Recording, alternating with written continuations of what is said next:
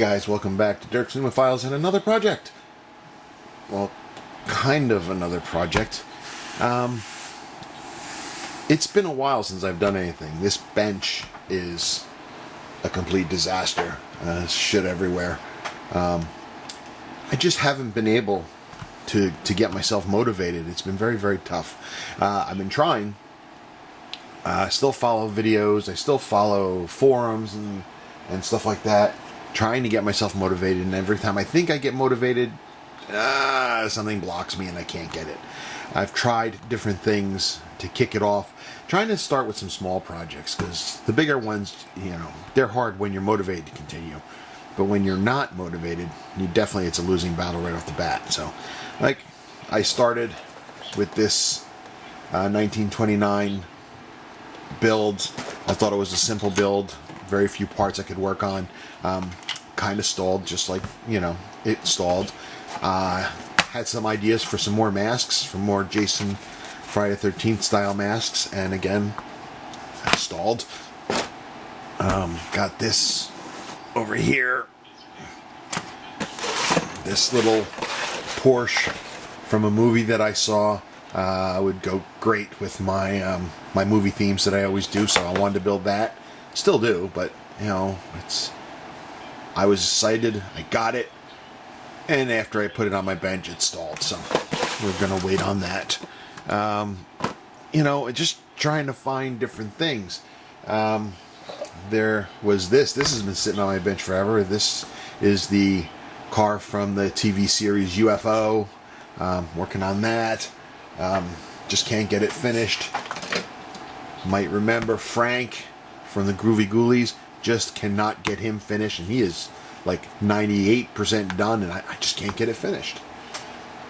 So I'm trying to think of different things that I could do that don't involve a lot, but will give me that boost when it's done, that satisfaction. So I went out and I stumbled across some 3D prints, and here's one of them.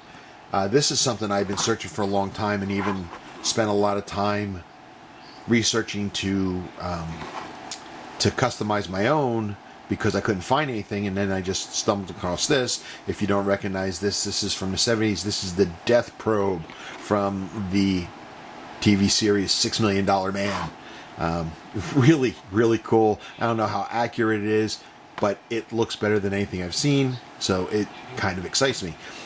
The idea behind something like this is basically print, sand, paint, move on. So there's this to work on. This is a very good possibility.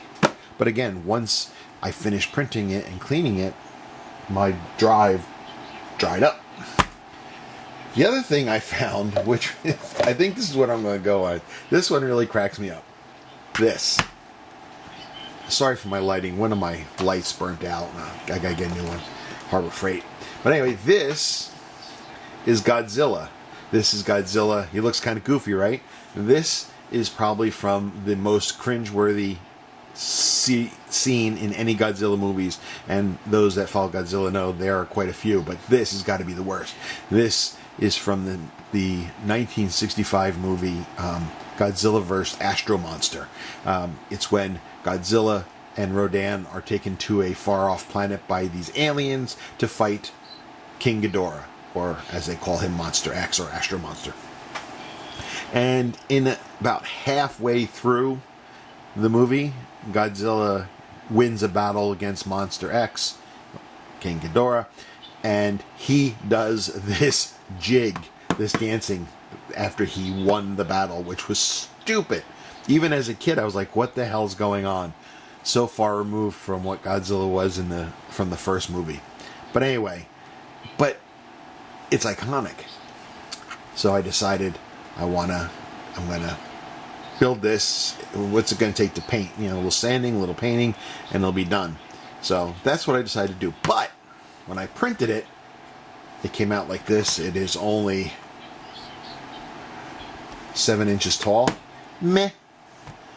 But it's cool. So I decided, let's max out the Photon Mono X and make a bigger one. So we got this one. God damn, the light sucks. I'm so sorry. There we go. It's not great, but it's more gooder, I guess. I will get my lighting situation fixed eventually. But anyway, so this is a bigger version. This one is 9 inches. So it's a little bit bigger.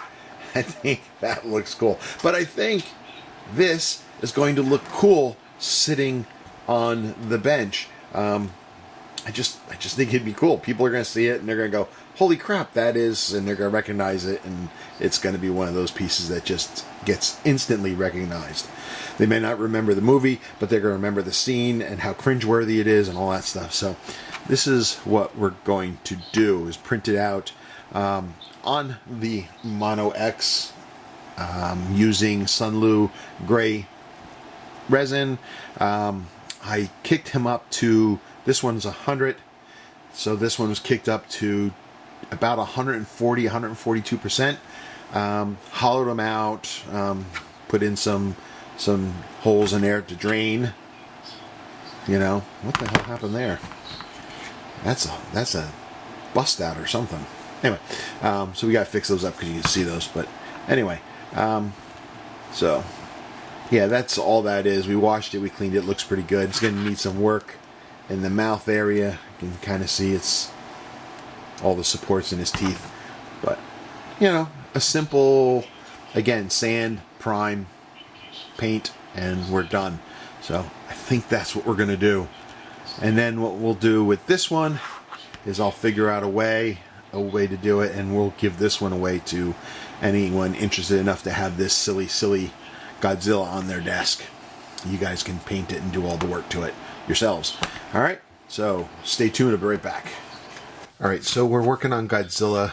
I still haven't got my lighting situation fixed yet, so I apologize for all the shadows and crap, but again, it is what it is. We went through, broke off, or cut off, and sanded all of the, I think I caught them all. I'll probably give it another good looking, but all the supports, and there was more than I expected, but still cleaned up pretty nice, I think. The ones in his mouth were the hardest. I ended up chipping a tooth. I'm not too concerned about it. We'll just make believe he got it knocked out by somebody. And it's funny, the one tooth over here, when it printed, it actually printed as a big square. So I was able to cut it down to make it look like a tooth. So I think he's in pretty good shape. We're going to go over him one more time. Actually, what we got to do is two things. We got to fill the holes. I'm not worried about the holes in his tail because that's going to be against the base, but I do have to fix the holes in his feet. And there's one other hole. When I was putting the hole through, it went through and came out the top here. I don't know if you can see that again in this piss poor lighting, but there's a hole in the top of his foot, so we're going to fix that. And the way we're going to do that is in this little cup here. I got some resin, and you can take a toothpick or anything like that, and what I do is I gather up resin until it's drippy. You can't see it with my hand, but it's a little drippy. And I'm going to take it and I'm going to put it into the hole.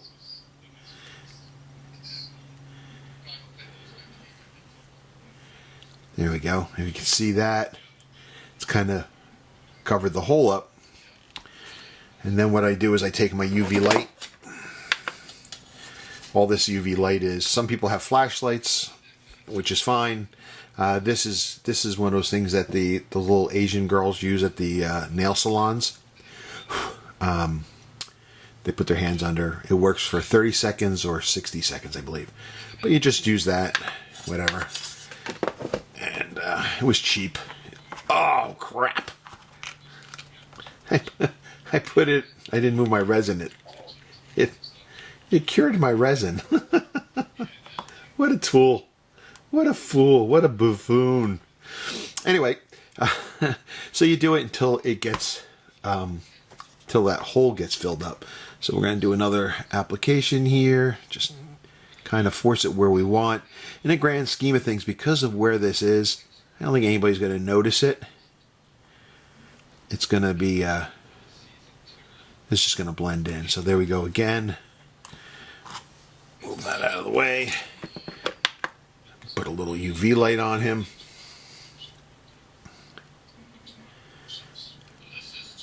Doesn't take long. That's probably enough. And then the hole in the top of his foot is gone. So I'm going to try to do the same process with this. You can use Bondo, which is something I usually use, but I just figured doing it with this, it's 1, 2, 3, and it's done. So I might be able to get this done quicker and then get it washed and into primer. Just time wise is the only reason I'm looking at that. So let me get onto the feet, and I'll be right back. So we're back with our Godzilla project. As you can see, we got him painted up. It's been nothing but miscue after miscue after miscue with this so far. It's just silly. I'm just so out of practice, I just can't get my act together. I cleaned them all up, as you remember. Sanded, all that happy stuff, and I went to prime him, and my goal was to prime him in black, like you see here, and then just dry brush the green over top of it, allowing the black to show through, because that version of Godzilla is a very dark version, color-wise, not attitude. It was very silly, but so that was my goal. Problem is, I didn't have any black primer. I had primer and paint, which is what this is. So I could have said, well, I'll just go get some primer instead. But I have this habit of stopping, and by the time I go and get what I need, I lose interest and forget it. So I decided, let's just go with what I have, the primer and paint. And it's very shiny, so I'm not sure how well the paint's going to stick to it, but we'll give it a try. Who cares? Then I thought, as I was working with it a little bit, I was like, oh, hold on. I got some adhesion promoter, which is clear, and that'll cover them, and that'll allow the paint that I'm going to dry brush on to stick. Yeah, the can was nice and filled. I found it, which was a plus, the first step. Again, it was filled. That was step number 2 in my favor. Yay! Took it outside, set everything up to do the spraying, and the nozzle didn't work. It was clogged and I couldn't get it clean, so that went out the window. Again, if I decided to wait, I'll lose interest. So I decided, let's just move forward. Can't hurt. You know, Columbus took a chance, right? So let's take a chance. So here's what we're going to do. We got our guy. We're going to put him over there for now. We're going to use this little paper plate. We're going to use this craft acrylic, because we're always using craft acrylics. In this case, it's thick Busquet. It's bouquet, B-U-C-K-E-T, bouquet. The accent on the second syllable. Busquet. It's dark green. So we're going to take this, put a little bit out. That's enough.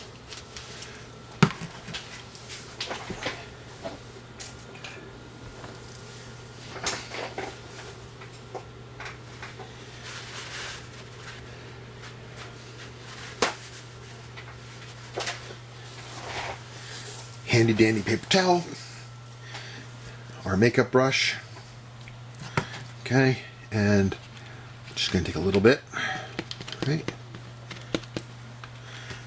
get it off the brush, and we're going to take the big fella, and we're just going to start painting. Now this is going to take a while, because, well, you know, for one, it's a dark green paint. It's going to take probably a couple coats to show through on him, but you can already see I want to go against his scales. You can see his scales go, his skin's going up and down. I want to kind of go against that because I really don't want the paint in there. Yeah. So that's the effect we're going to. And it doesn't look that bad. So let's keep moving it forward here, right? It's going to work really well, I think, on the places where there's a lot of detail. But then, like parts here that are smooth, not so much. But you know what? It doesn't matter. It's not a showpiece. It's just a little piece of fun for our desk.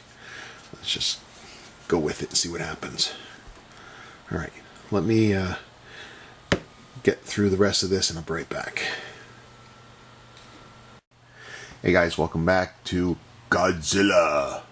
Dancing Godzilla. And he's done.